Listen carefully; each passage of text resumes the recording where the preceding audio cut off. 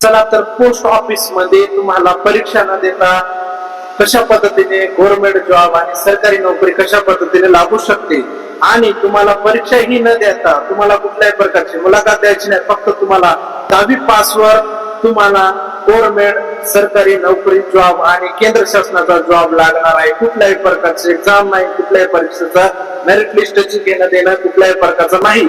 चला तर जाणून घेऊया वय काय आहे तुमच्या नेमकं 10वी पासवर नेमकं गव्हर्नमेंट जॉबचं कशा पद्धतीने लागणार आहे. चला तर सविस्तर पोस्ट ऑफिस मध्ये डाक विभाग मध्ये कशा पद्धतीनं भरती निघत असते आणि त्याच्यामध्ये कशा पद्धतीने आपल्याला फॉर्म भरायचा आहे याच्याबद्दल सविस्तर माहिती आपल्याला व्हिडिओच्या माध्यमातून.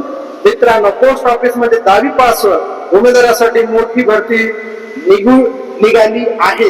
विशेष म्हणजे अनेक वेळा निवड मेरिट लिस्टच्या आधारे तुम्हाला सरकारी नोकरी हवी असेल तर हा व्हिडिओ शेवटपर्यंत नक्की पहा, कारण शेवटी अर्ज करताना होणाऱ्या मोठ्या चुका आपल्याला सांगून जाऊ शकतात. नमस्कार मित्रांनो, आपल्या चॅनलवर तुमचे सहर्ष स्वागत आहे. शिवाजी क्लासेस ऍग्रीकल्चरच्या माध्यमातून आपलं तुमचे सहर्ष स्वागत आहे. आपण पोस्ट ऑफिस मध्ये जीडीएस भरतीची संपूर्ण माहिती पाहणार आहोत.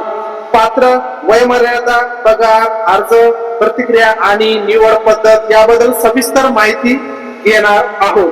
पोस्ट ऑफिस जीडीएस म्हणजे डाक सेवक भरतीमध्ये याच्यामध्ये पोस्ट आहे, त्याच्यामध्ये बीपीएल आहे, त्याच्यानंतर एबीपीएल आहे, डाक सेवक आहे.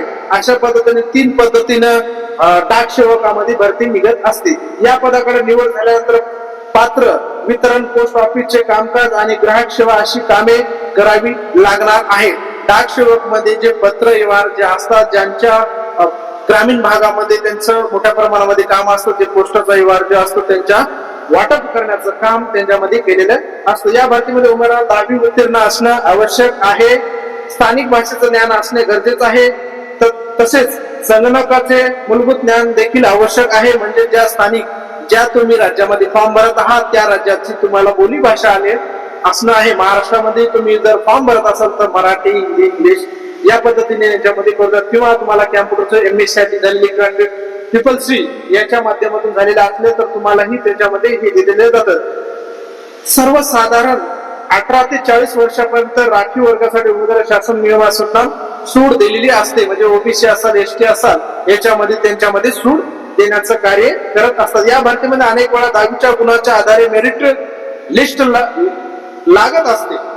त्यामुळे 10वीचे गुण खूप महत्वाचे ठरले जाते. तुमचे नेमके 10वीला तुम्हाला टक्केवारी किती आहे याचं महत्व त्यांना या टक्केवारीच्या आधारेच तुम्हाला याच्यामध्ये गव्हर्नमेंट सरकारी नोकरी लागू शकते. तुम्हाला 10वीला जास्तीत जास्त मार्क असणं आवश्यक आहे. पगार पदानुसार वेगवेगळे असते. बीपीएम, एबीपीए आणि डाक सेवक या वेतन वेगवेगळे असू शकतात. म्हणजे पद वेगळं आहे याच्यामध्ये. डाक सेवक बीपीएल म्हणजे त्यांच्या तालुका लेवलला, एबीपीएल म्हणजे त्यांच्या याच्या ग्रामीण भागामध्ये जे काही असतील त्याच्यानुसार त्याचं पेमेंट ठरवलेलं जाते. अर्ज करताना नाव, जन्मतारीख, शैक्षणिक पात्रता काळजीपूर्वक भरावी.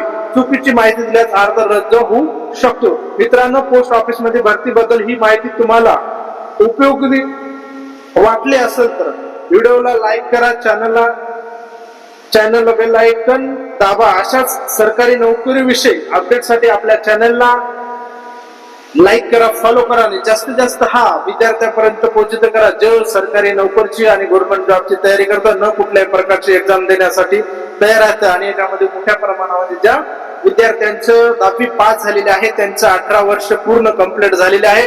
18 ते 40 वर्षापर्यंत यांना अर्ज करू शकतो. ओपन कॅटेगरीसाठी 40 वर्ष, तिथून ओबीसी साठी 3 वर्ष म्हणजे 43 आणि एससी साठी 5 वर्ष म्हणजे 45 वर्षापर्यंत हा अर्ज करू शकतात. त्याच्यामुळे 10वी उत्तीर्ण असणं आवश्यक आहे. पोस्ट ऑफिस जीडीएस भरतीचं 2026 पूर्ण पात्रता, वयमर्यादा, पगार, अर्ज प्रतिक्रिया, निवड शेवटपर्यंत आपण बघितलेलं आहे. त्याच्यामुळे सर्व काही गोष्टीचं आपल्याला या व्हिडिओच्या माध्यमातून पोस्ट ऑफिस मध्ये कशा पद्धतीने भरती निघत असते याबद्दल आपल्याला माहिती आहे. ओपनिंग मोठी भरती आहे. जीडीएस म्हणजे काय, आपल्याला संपूर्ण अर्ज प्रतिक्रिया, सगळं पगार किती, आवश्यक कागदपत्रे, 10वीचा मार्क मिळतो. तुम्ही कास्ट असाल तर तुमच्या कास्ट असेल तर तुम्हाला कास्ट जोडायची आहे. तुम्हाला 10वीचा मार्क मिळेल, आधार कार्ड आणि 10वीचा मार्क या एवढेच तुम्हाला लागणार आहेत. आणि याच्यामध्ये कुठल्याही प्रकारचं याच्यामध्ये हे झालं मेरिट लिस्टच्या प्रमाणे तुम्हाला लागू शकते. तुम्हाला सुवर्ण संधी आहे आणि पोस्ट ऑफिस मध्ये लवकरच भरती निघणार आहे.